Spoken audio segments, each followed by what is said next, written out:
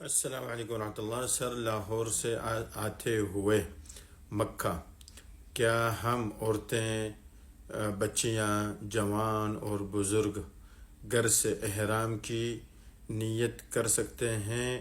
وضو نفل؟ وعلیکم السلام ورحمۃ اللہ وبرکاتہ۔ جی بالکل کر سکتے ہیں، بالکل کر سکتے ہیں۔ گھر سے ہی آپ نے غسل وغیرہ کر لی، احرام باندھ لیا، نیت کر لی، سب کچھ کر لیا، بالکل فارغ ہو جائیں گے۔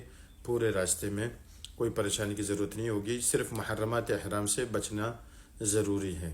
خوشبو وغیرہ لگانا، یہ ساری چیزیں جو میں نے کافی ویڈیوز میں بیان کی ہیں، ٹھیک ہے۔ اور ایسے بھی کر سکتے ہیں آپ لوگ کہ ساری چیزیں کر لیں، نفل وغیرہ، احرام وغیرہ، اور یہ ساری چیزیں کر لیں، صرف نیت جو ہے وہ آپ اس کو مؤخر کر سکتے ہیں۔